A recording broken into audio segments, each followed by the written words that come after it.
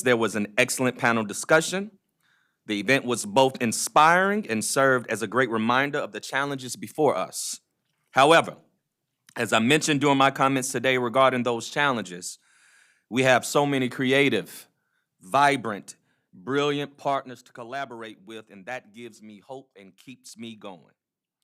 Earlier today at City Council, our council approved the Cully Tiff District 5-year action plan. First, I want to thank Catherine Hardinger, Angela Winta, Brian Moore, Angela Rico, Eric Knoll, Amy Nagy, Courtney Cohn, Tony Barnes, and Shabri Vickers for their work on this project.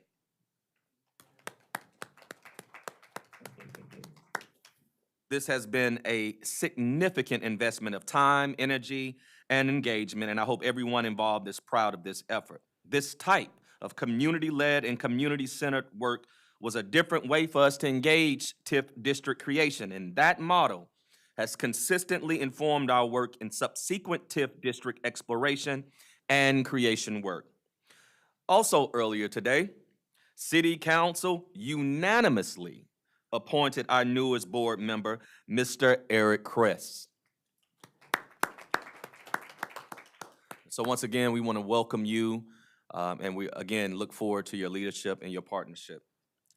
Now, for anyone flying out of PDX tomorrow around 10 a.m., I invite you to stop by and hear our own Shabri Vickers, who is speaking at the Powell's Bookstore opening event at PDX.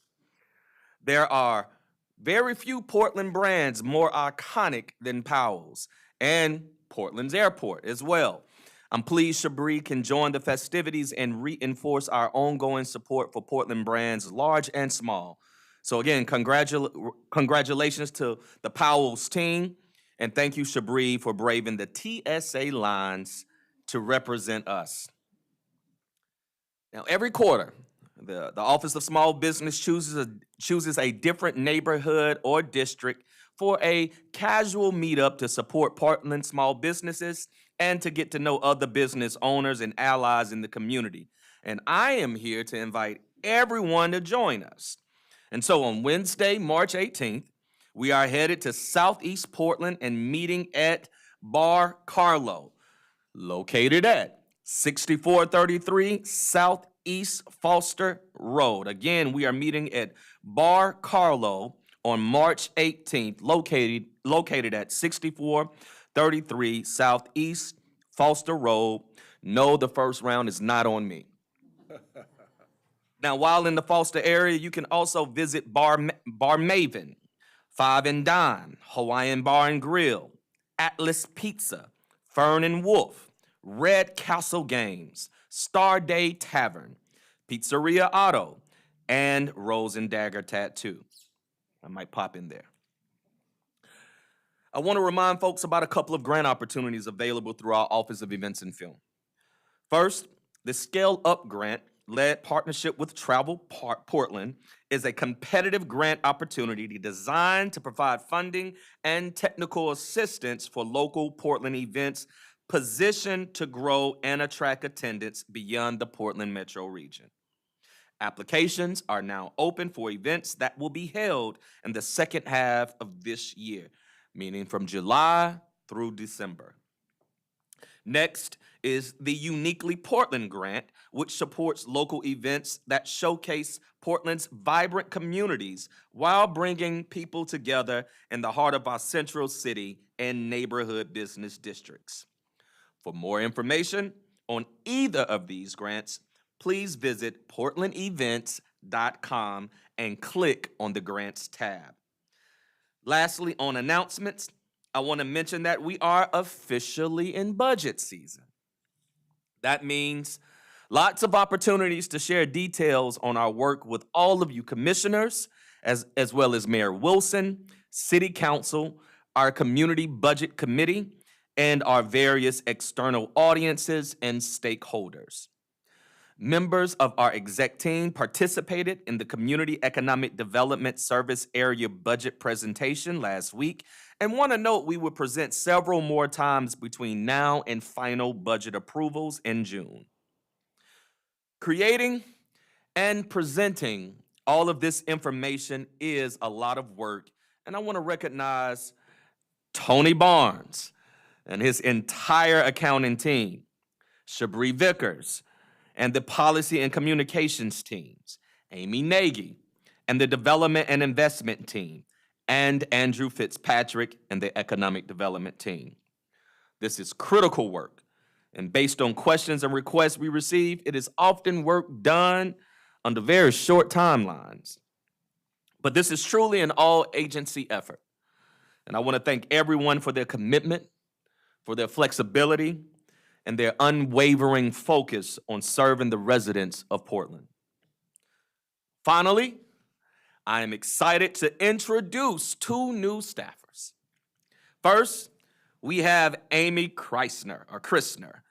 Amy has joined the finance team as an accountant 3. Amy brings more than 20 years of accounting experience to her role, most recently as a senior revenue accountant for TriMet. Amy, won't you please stand?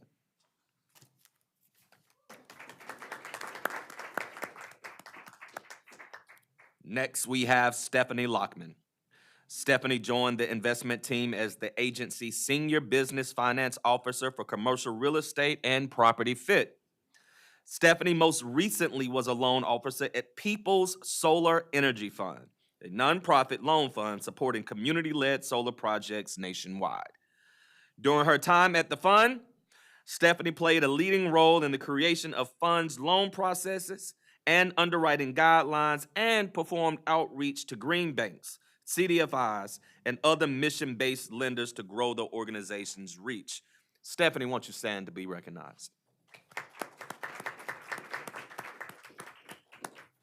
Welcome to you both, and we look forward to your partnership and your leadership to the Prosper team. That concludes the Executive Director's report. I'm kicking it back over to you, Chair Cruz. Thank you so much, Executive Director Wesley. All right, our next item is the meeting minutes for February 11th. Would somebody like to make a motion to approve those minutes? So moved. Thank you. Have a second? Second. All right, all those in favor? Aye. Aye. Okay. Meetings pass minutes are approved unanimously. Public comment for items not on the agenda. Do we have any such public comment? We do not. Do not. Okay, great, thank you. Okay, so we'll go straight to the regular agenda. This is an action item, an informational item. Progress reports for Lloyd Holiday, Central East Side Corridor, and West Side Tax Increment Finance Districts. And Sarah Harpole and Kiana Ballo will present. Welcome to both of you. Good afternoon, Commissioners. Chair Cruz, my name is Sarah Harpole. I'm an interim development manager in the Development and Investment Department, and I'm joined today by Kiana Ballo, who is a project coordinator too, also in the Development and Investment Department. We wanted to take the opportunity today to provide you with progress reports on the work that we had done engaging our working groups in the creation of action plans for the new Central City TIF districts. As you know, we were working through a process when we had updated financial information, so as a result, put that work on pause. We thought it was important to capture the feedback that we had gained from the working groups through that engagement process, but also take the opportunity to use it as context for budget recommendations you'll be considering in the forthcoming budget season as well. So you have that information attached to your staff report today. While Kiana and I are the ones before you today, it's obviously a team effort, so also appreciation to Sarah King, Brian Moore, Amy Nagy, Jennifer Manhard, also our partners at the Portland Housing Bureau. We're joined today by Jesse Connor, so if there are additional questions about the housing component of the TIF plans, Jesse's available.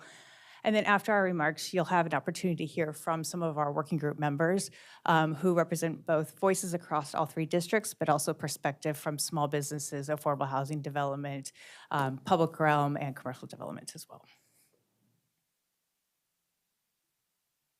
As a quick reminder, the 3 new TIF districts in the Central City are the Lloyd Holiday, the West Side, and the Central East Side Corridor TIF districts. When they were created within the TIF plans and reports, we included financial modeling that was based on kind of historic best practices, as well as in consultation with the counties. So you see here today, or in the chart, Over the 30-year lifespan of the districts, we have over $1 billion of potential investment in the central city. Funds are more modest, or were more projected to be more modest in the near term. So you see in the year 6 column, these were the budget assumptions that we went into action planning with. Next slide, please. Additionally, the TIF plans and reports outline basically the 30-year menu of eligible investments in each district, and then categorize those investments into 3 buckets of funds. The first being the 45% affordable housing set aside, which is administered by the Portland Housing Bureau, and then the remaining 55% administered by Prosper Portland is divided into both economic development and urban development, as well as infrastructure and public realm investment. So the action planning process kind of picked up where the exploration process ended in the creation of those districts in 2024. So we reconvened smaller ad hoc working groups to advise us through the action planning process to focus on what were the more immediate needs within the districts and in aligning those with those more near-term budgets. The working groups also had a second important charge, which was to advise us on, during implementation, thinking about governance and oversight and how we engaged in changes in reporting and oversight of those dollars. Different than the East Portland exploration process, we did not kind of end that process with the establishment of the community leadership committees, and instead our steering group at that time recommended using ad hoc working groups to continue to hold discussions around governance. So that was the second important task that our working groups were tasked with. So you can see our working group members here. At the top, you see 5 members of each group, which were representatives of kind of established organizations within the district, whether it's the Enhanced Services District, business associations, the relevant neighborhood associations, as well as a representative of each master plan area. So each of the 3 districts are anchored by a large-scale master plan site, whether it's the Lloyd Mall, OMSI, or the Broadway Corridor. So we also had representatives from those opportunities. That group, along with staff from Prosper Portland, PHB, and representatives from our council district offices, reviewed applications. So we solicited applications, we reviewed those, and selected the members you see here based on a range of expertise and lived experience. We kicked off our work together last June, and we were making our way through kind of the monthly status you see here. And so we held conversations again about those near-term needs of the district, how to make tough decisions around tying those to available cash flow and budget, and then holding conversations around governance. We were largely through that body of work, and we were in the process of drafting the draft action plans when we had the updated financial information, which is why we thought it was so important to capture that work in the progress reports, even though we weren't able to proceed with the action plans given the shift in budget expectations. So I'm going to give you a quick snapshot of those conversations, and then Kiana is going to provide you an overview of recommendations that we're putting forward through the budget process of kind of the pivot as a result of that information. So in the Lloyd Holiday District, we had a lot of conversation about the redevelopment of the Lloyd Center Mall, both in terms of the potential it could generate in terms of housing production, new open space, connectivity, and infrastructure needs, but also the importance of the small businesses that were in the mall today, and the ecosystem and the environment that those small businesses were creating, and how to help retain that spirit elsewhere within the district by helping them, those who chose to stay in the district, helping them to relocate, as well as addressing some of the retail vacancies we see in the district today. We also had conversation that this district is kind of surrounded by a lot of established residential neighborhoods. It has a large employee base. It also has a lot of visitors because of the convention center and the Moda Center. And so thinking about having greater food and beverage opportunities that were kind of on brand with the Portland spirit to keep and kind of retain those dollars within the district as people come to visit the district and or live and work in the district. And then, of course, having conversations around quality jobs, getting employees and employers back into some of those office towers that are within the district. We had a lot of conversation around kind of the vibrancy and the kind of a reimagining of Holiday Park and how that might better serve the district, as well as its adjacency and proximity to the Lloyd Mall redevelopment and kind of public realm connections. We had conversations around, there are a lot of large blocks within the Lloyd district, and so how do you create a very welcoming street environment with street amenities, building on some of the murals and other public art that has already been in way in partnership with the Lloyd Eco District and other efforts within the district. And then the housing production afforded by the Lloyd Mall and other locations within the district, how do we capture early investment in affordable housing, but also stabilizing existing tenants and homeowners. In each of the 3 slides I'm going to walk through, you'll see I have a 5-year budget, 6-year budget at the bottom. When Kiana talks about kind of a recommendation to backfill those early economic development dollars, we're talking about the first 2 years of that economic development line item. So in this district, it's approximately $153,000. So the working group had gone through an exercise of thinking about these priorities and the timing relative to dollars. In each of the 3 districts, they all led with investment in small businesses, early economic activity, and then moving into larger scale investment in infrastructure, housing in the later years as resources accrue. So really capturing what were those very near-term economic development efforts that each district was identifying in this process.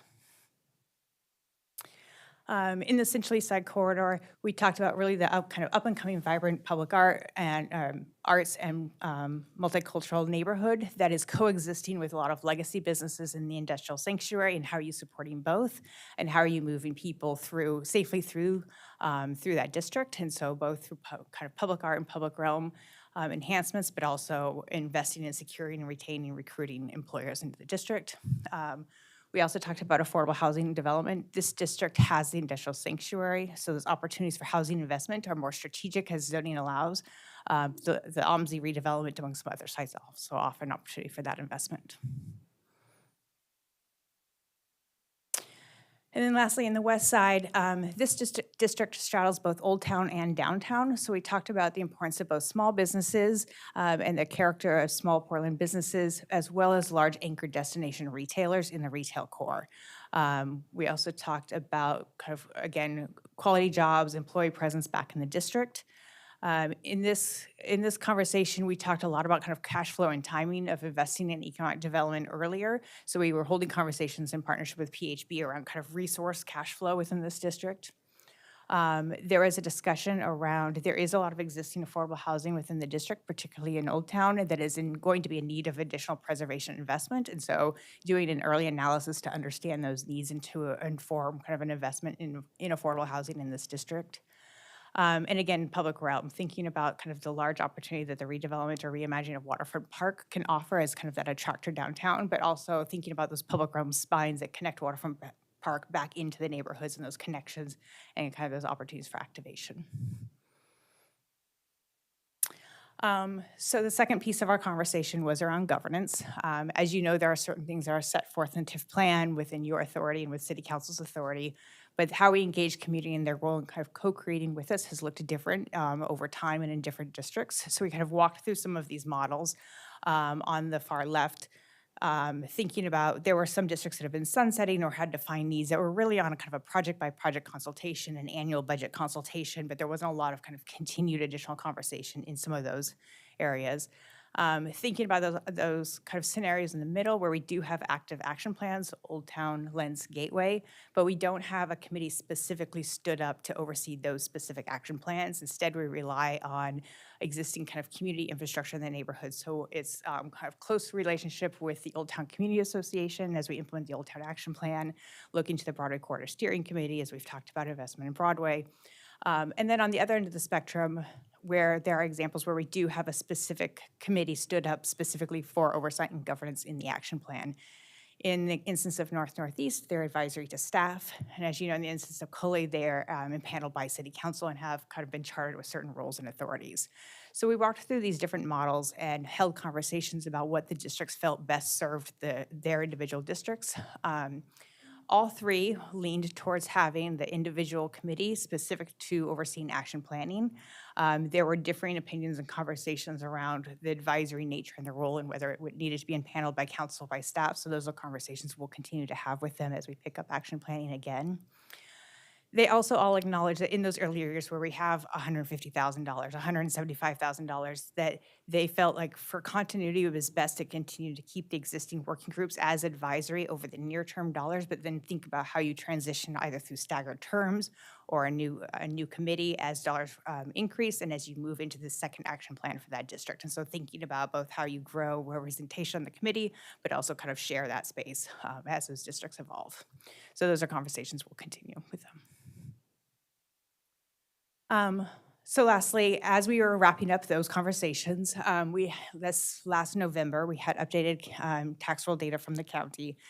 that did two things. It established the certified frozen base for each of the districts. In some cases, it was higher than what we had modeled, in some cases lower than what we had modeled in the action plan or in the exploration process. But in all cases, it then established the assessed value as below that new certified frozen base. So that meant there was no tax increment both in this fiscal year as well as next fiscal year for the districts. To add complexity to that, there are kind of two continued uncertainties. One is there are utility values that are defined by the state that help refine that finalize that certified frozen base. Those figures aren't available until this summer. We think there will be potentially some impact, particularly in the Lloyd district compared to the other two, but we're waiting to see what those final figures are before we truly have final budget forecasts. And secondly, more importantly, we know that there are kind of a backlog of property tax appeals that the county continues to work through that could impact all three districts in future revenues. So for this reason, we felt like we needed to put action planning on pause because we did not have a reliable budget to be budgeting against, but did want to capture the input that we had to date. Sarah, I feel like I heard you just say that the county has a backlog on all of the TIF districts so that we could be having this conversation on multiple ones moving forward about the revenue generation. We know that they have a significant backlog, and we know that to date there have been tax appeals in all three districts, and so we expect that will continue to be probably at different scales across those three districts, but we don't have certainty that that won't continue in any one of the districts. Okay. So then all three of these multiple of these could get pushed back later for the revenue that is generated, and so that there needs to be a readjustment. And then that's been flat. Has that been flagged for the other members of current or participating TIF districts? In East Portland? The rest of the TIF across the board, because we have more than. I will phone a friend. Oh, sorry. We don't have to answer the question now, Sarah, but Okay, yeah, get back to it. I'm hoping that it can just get flagged, because I don't want it to come as a surprise to anyone as they've been on these planning committees. So I'm getting a thumbs up from the back. Thanks. So with that, I'm going to let Kiana talk about kind of our recommended next steps and pivot that we discussed with the working groups. So as Sarah mentioned, in response to the updated financial information, we had to pause action planning since we didn't have the budget to inform the investment priorities. And so in order to maintain those near-term commitments to all three of the districts, we're recommending a one-time use of program income to backfill the first 2 years of economic development priorities through Prosper Portland. The Portland Housing Bureau has indicated that they will resume action planning and affordable housing investment once TIF resources are available. And we're committed to engaging the working group throughout the budget process and restarting action planning as soon as we have TIF district resources. So for the first district, the Lloyd Holiday District, we're looking at $153,000. If approved, this would go to maintaining our commitments to support small businesses in the district, which could look like using our established grant programs like PIP or ACT to do 2 or 3 small business grants, or it could go out through a special authority grant to support demising a large format space to co-locate several small businesses together. In the Central East Side corridor, we're looking at $144,000.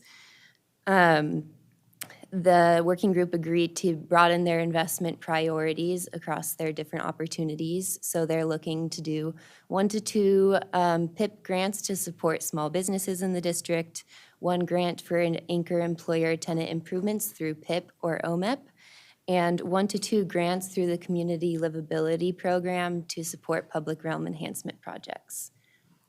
And for those public realm investments, the working group really wanted to focus on this geographic area.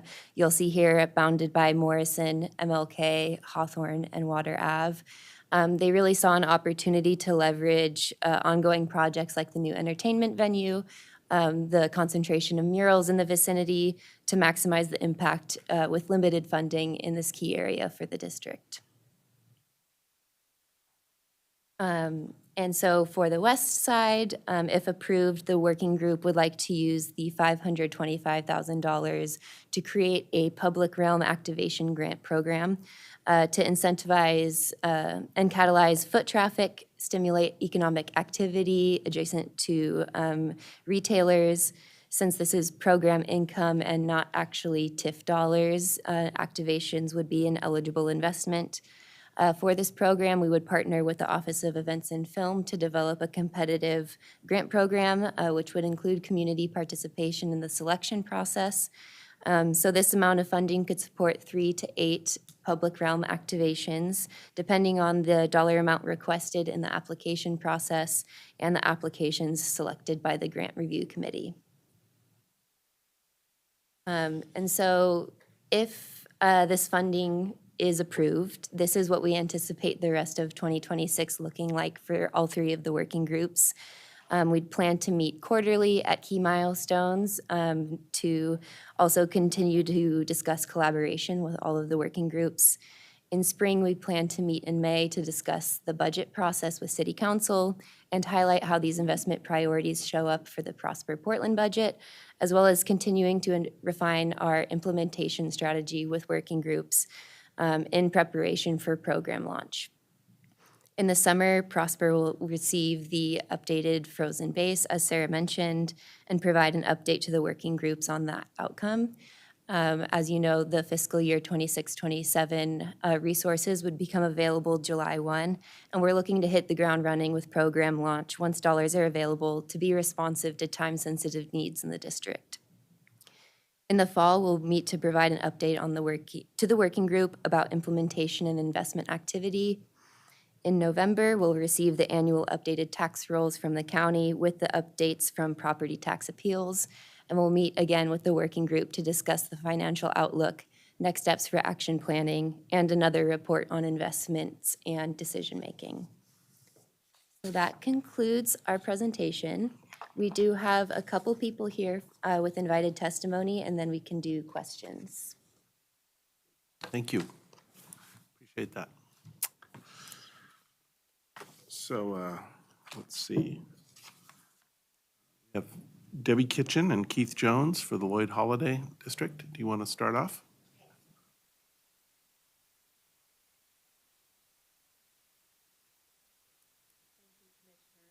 I'm Debbie Kitchen. I own a small business in Southeast Portland and but have lived next to the Lloyd Center for over 40 years. And so I was very pleased to be on the committee. And while it's disappointing that the tax revisions, ended up not yielding TIF dollars for the first couple of years, I am appreciative of the economic development investments that are going to be made for small businesses. The $153,000 is not enough. We need a lot more. We have a lot of small businesses that are barely hanging on by a thread, and the businesses that are located in the Lloyd Center, you just have to do a shout out to the creativity, the eclectic mix of businesses in this big hulk of a space that is not very friendly. The Lloyd Center with lots of vacancies, they've created a community there and a synergistic community of creative, eclectic businesses with only, an ice skating rink, Joe Brown's caramel corn, and the best cookies in Portland at Yummy Treats. So if you get a chance to go. But I just have to do a shout out to the vibrancy, the creativity, the resilience of those businesses to create a thriving little microcosm there. And we need to support our small businesses and their creativity. They need help making this adjustment as the Lloyd Center gets redeveloped. So the money isn't enough, but we are glad for the money that's there. And then I also just want to talk about the district as, this is a historically Black neighborhoods that have been gentrified quite a bit. And the people who are still there, who are still hanging on, both in the housing and in the small businesses, they need assistance. We need to really focus on creating that cohesive community connection We need to develop the connective tissue between the Lloyd District, the Albina Vision Trust, Russell and Williams Development, the Soul District. We have a lot of opportunities close in Northeast that we can revitalize these communities. And I just want to urge the commission to think about ways that we could bring in more monies or find more monies or be creative in how we address this. And we definitely need to focus on the community organizations that are already connected to these communities and listen to them and work with them to revitalize this areas. We need, working with the community-based organizations is so important. And it's important to continue to focus on economic development and housing opportunities, because there is a lot of pressure in these communities right now with all the changes going on. And we want to make sure that it doesn't result in just gentrification and people being pushed out of their neighborhood. Those are the comments I'd like to share today, and I hope that we can all work together to try to just revitalize this area, make sure that everyone in the community benefits from the economic opportunities. Thank you so much. Right, and I believe Mr. Jones is available. Great, thank you.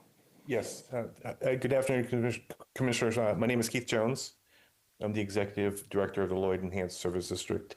I appreciate the opportunity to be here with you to speak about the Lloyd Holiday TIF, our working group, and our priorities. Couldn't agree more with what Debbie just said. I'll try to add a little bit onto it. Top of mind for us at this moment is business attraction and retention.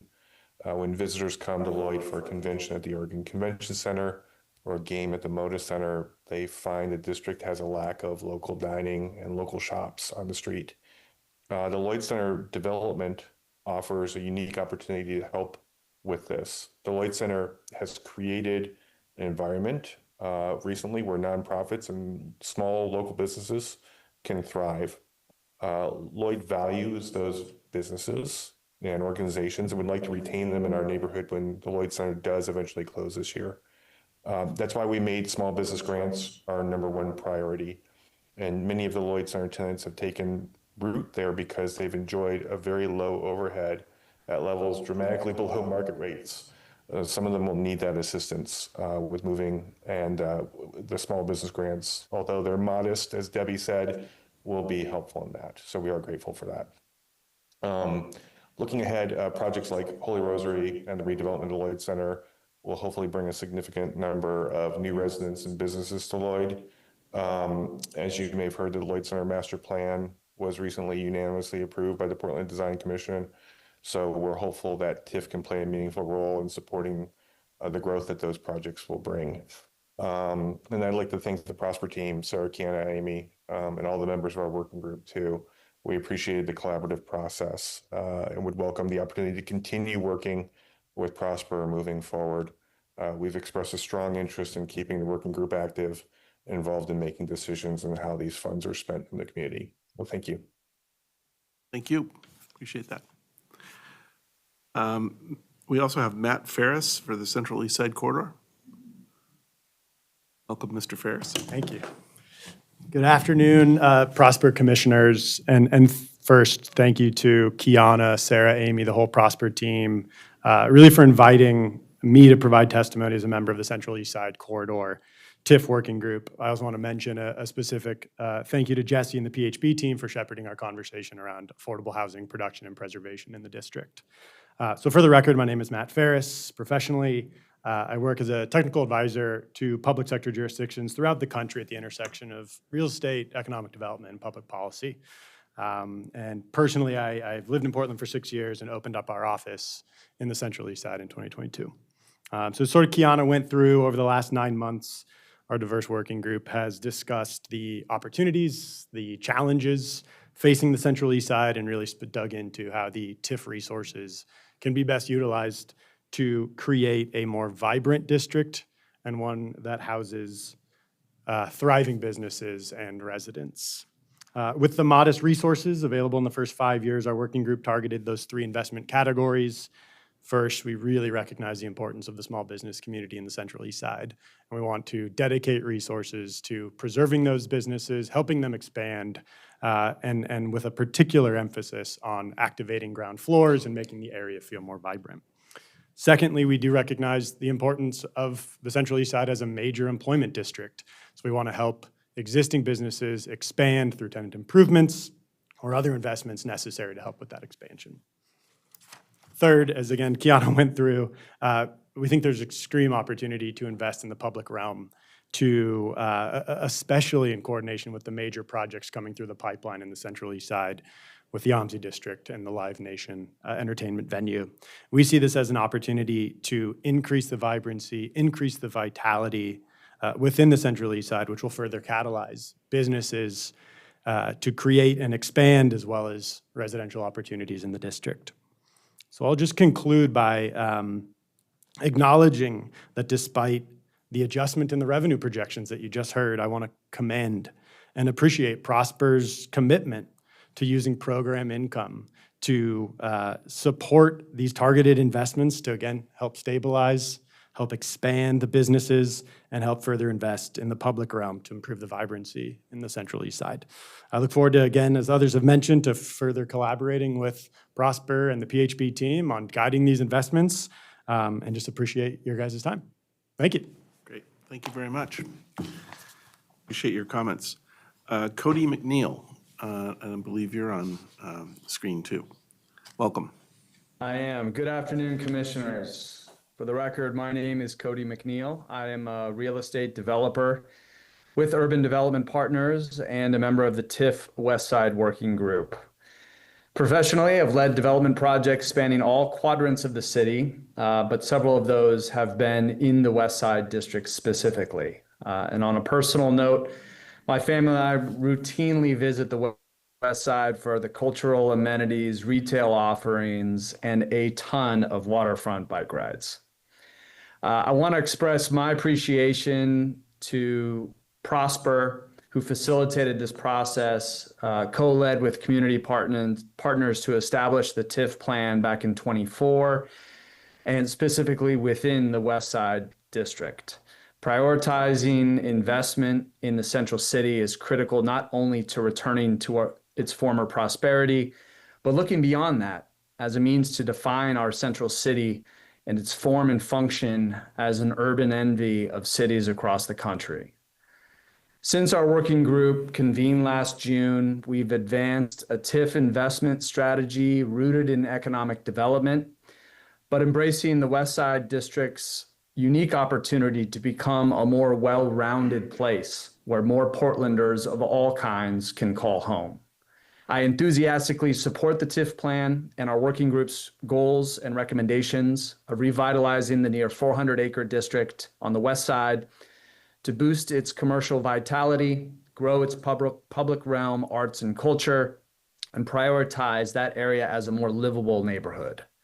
I want to touch on the revenue shortfall by acknowledging that it's a sobering reality of a lack of TIF revenue projections to utilize, but at the same time want to acknowledge the creativity and commitment from Prosper to fill that short-term gap by creatively establishing the grant program that Kiana had outlined. And even without the immediate TIF revenue, the district can't afford a wait-and-see approach as it hopes to revive its economic activity and rise above the pre-pandemic levels to what this city is truly capable of. That's why I support and agree with the working group's decision to prioritize economic development in these initial years to strengthen development market before larger and more robust housing investments can sustain. By establishing the Public Realm Activation Grant to the tune of $525,000 for the West Side District, our area of interest does not have to wait. This grant can creatively do two things that are most important in my mind. They are essential for stimulating the foot traffic and supporting the ground floor retailers that make economic growth and development projects viable.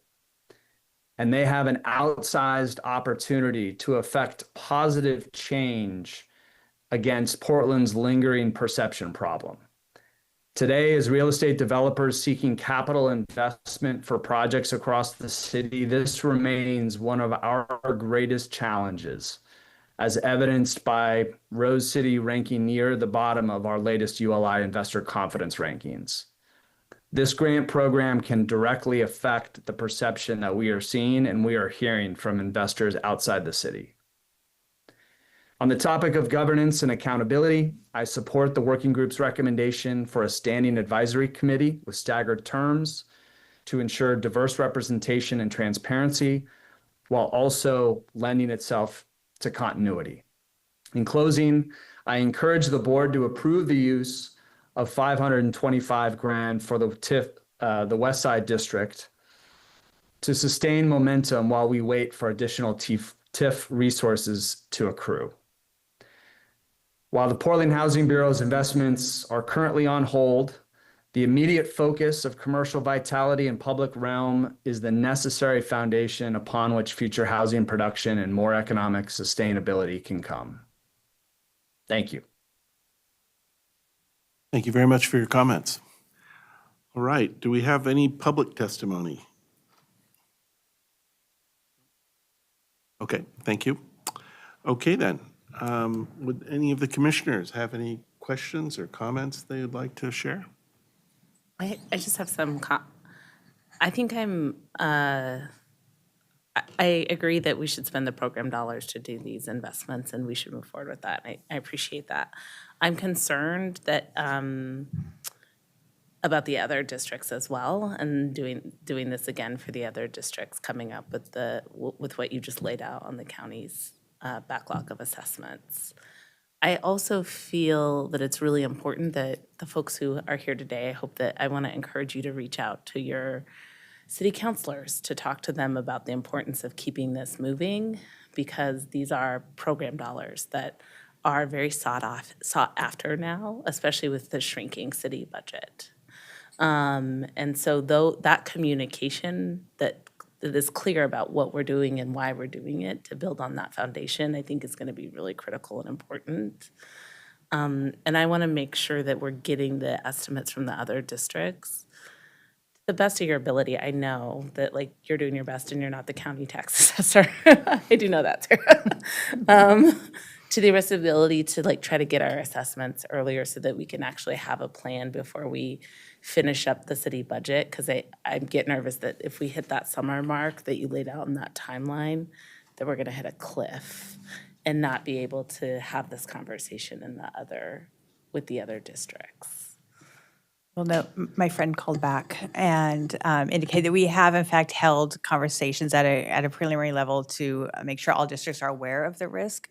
I would also note that I think the greatest risk has been in the central city districts because they have the greatest concentration of high-density commercial development, where other neighborhoods have a more stable mix of uses. So while it's not risk-free, I think the greatest risk is within those three central city TIF districts. Thank you. I appreciate the phone a friend, and I appreciate the urgency around this and just all the great work the staff are doing and the folks who came today to testify around this. I think it's such an opportunity on the redevelopment of our city, so I appreciate it. Thank you. Any other comments from the commissioners? Nope. Oh. Hey, Tava, over here. Can you hear me? Oh, great. Yes. Please go ahead. Yeah. I would just like to urge the committees as they go out and consider where they spend the monies, that when we have really limited resources like this, it's important that we focus those resources to make hard decisions in terms of how we apply them so that they don't get diluted, so we can have real impact and just make sure that guidance is available to them. Great, thank you.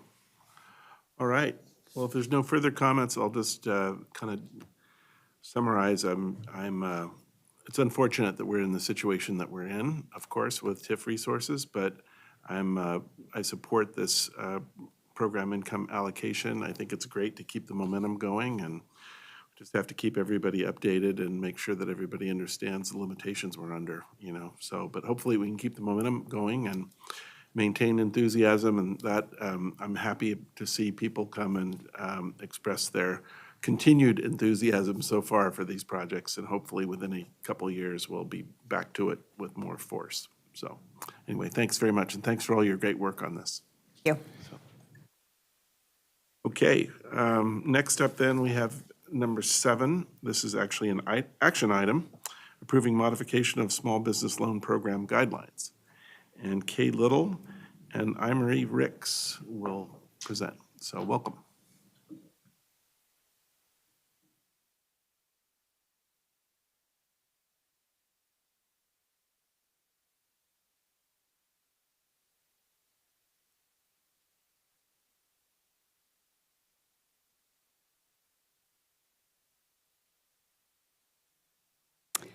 All right, good afternoon, Chair Cruz, Commissioners, and Executive Director Wesley. My name's Amory Ricks. I'm a Senior Business Finance Officer, and here today with my lending team manager, Kay Little. And today we've brought to you a request to modify the Small Business Loan Guideline Program maximum loan amount. Go on to the next slide. Modification aligns with Advanced Portland objectives, supporting businesses' growth in trade sector industries, commercial activity across the central city, and living wage job creation. Back when the guidelines were developed, they were focused on providing access to capital for businesses with 50 or fewer employees. And at the time, a maximum loan amount of $250,000 was seen as appropriate. We're now seeing changing economic conditions that are affecting financing needs across various sectors like inflation, tariffs, and higher interest rates. And at the same time, local businesses are reporting tighter credit conditions when seeking conventional financing for their expansion. So as a result, we're seeing program demand shift towards the larger loan sizes than our current program cap allows. Advanced Portland emphasizes industry-specific innovation strategies focused on trade sector growth, and Prosper Portland's business advancement team works across these industries clusters, supporting businesses of all sizes with mentorship, resources, and access to capital. And it's through these relationships, we're hearing the increasing demand for expansion capital in about the $500,000 to $1 million range. Access to capital plays an important role in maintaining a healthy business ecosystem across the city. When these businesses grow locally, that supports growth of living wage job creation. It strengthens a network of suppliers and service businesses that support these companies, and it also brings new dollars into the city through traded sector activity. So ensuring that growth capital is available helps these businesses continue to invest right here in Portland. And finally, the modification also improves how the program functions day to day. Businesses can access capital within a time frame that meets their growth needs, and staff can also focus on higher value work that supports the business success. And that's what we have for you. Thanks again, and unless you have something to add. Okay. We're ready for questions. Thank you. All right. Do we have any questions or comments? Okay, then, I will go ahead and ask if anybody would like to make a motion to approve resolution number 7640. Motion to approve. Thank you. Second. Okay, thank you so much. Do we have any more discussion regarding 7640? I'd like to introduce an amendment to the resolution. I'd move to amend the resolution to require the executive director to return to the board to report on loan performance under the revised guidelines once 10 million loans have been reached. Okay. Okay, thank you. Do we have a second for this motion? Second that. Great, thank you. All right. I would need to know what the implications are with that. Okay. Yes. Should I discuss the Please. motion right now? Yeah. Yeah. Sure. So I think that hearing from the team about the adjustment of the loan, I think is appropriate given the situation that small businesses are under and the strain. And I think going to the $1 million is actually a critical component of actually, and I would actually like it to see us give out more $1 million sized loans and $500,000 sized loans, because I think that's what small businesses need to thrive. At the same time, I think it's really important that we have transparency on those dollars at a rate when we're handing out levels of that size. And so I don't think that the board's responsibility would be to change those loans under the guideline, to change the terms of those loans, to nothing like that. But I think a review of overall the direction and having the executive director, because I also want to recognize, I think it's very critical that the Prosper Portland Executive Director has the flexibility to give those loans out quickly, that meet timelines that are met for the market, that things can be moving very, very fast, and they should not sit around and wait for us to come back here to have the conversation. So to balance that increase in the amount of the size and moving to $1 million and hoping to see more $1 million loans being given out, with the balance of the transparency of where and how that those are giving out on the timeline, I would just like to have a discussion once we hit that $10 million mark, that those come back, we discuss them at the time, we move forward. And so I think the implications of this are just transparency as we move forward. I'm all for transparency and clear, concise and consistent communication. I think it's great that we do that. I guess where and when I say implications, what are the implications? Do we already get feedback from those? Or do we get quarterly reports on those loans? But it's mixed in. Yeah, we or also 6 get months or a CAFE. year, are they coming back when there's a problem, or where are we? And are there some gaps that we don't see right now? So I think the gaps that I see right now is we do get them. They go through CAFE. We see them go out. I get an email about them. We can go to CAFE and talk about them. The transparency isn't for me. So I just want to be. No. And I know that. That's not what I'm asking. I'm just asking. So I think but I do think that this process has a little bit more of a spotlight on it. And so I think it helps with the light of broader transparency and education is my point. And there is an annual report actually that comes back that's very well done of all the incredible work that has been done. And there has been incredible work on this, I will say. But it is mixed in with a lot of other items in that when it does come back. So for me, this would cut straight to the chase of, we spent $10 million on these businesses. And hopefully, I just want to stress, hopefully, Cornell, it's $1 million a pop. So you want more clear and more separate report for this? That's what I'm asking. Is that what you're asking for? Yeah. Okay.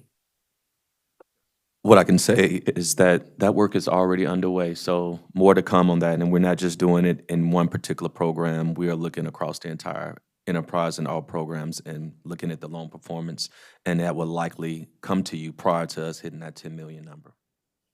Great, thank you. Okay. Further comments?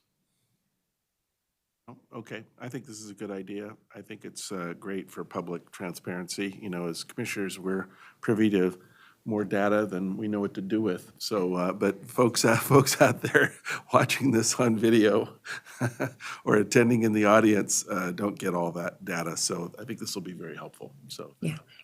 And thanks for answering the questions and being more clear. I just needed more clear information. great. Okay then, so I'll call for a vote on the amendment. We have a motion and a second. All those in favor of the amendment? Aye. Aye. Aye. Great. Aye. Okay, the amendment passes. Thank you. So next up, we'll go back to the original resolution, and we have a motion and a second for that as well. This is for Resolution 7640, but now as amended. We'll go ahead and take a vote on that. All those in favor? Aye. Aye. Aye. Okay. Great, passes unanimously. Thank you so much. Okay, thank you for your presentation. Yep. Okay. All right then. Next up, we have one more thing, and that's an executive session. So I'll go ahead and read our normal disclaimer. The Prosper Portland Board will now meet in executive session pursuant to ORS 192.6602E to conduct deliberations with persons designated by the governing body to negotiate real property transactions, and ORS 6602H to consult counsel concerning the legal rights and duties of a public body with regard to current litigation or litigation likely to be filed. Representatives of the news media and designated staff are allowed to attend the executive session. All other members of the audience are asked to leave the room. Representatives of the news media are specifically directed not to report on any of the deliberations during the executive session. The commission meeting will adjourn and will not reconvene in open session following the executive session. So we will not be back after this. Okay, so our regular meeting will adjourn, and we'll take a moment or two to clear the room and get organized, and then we'll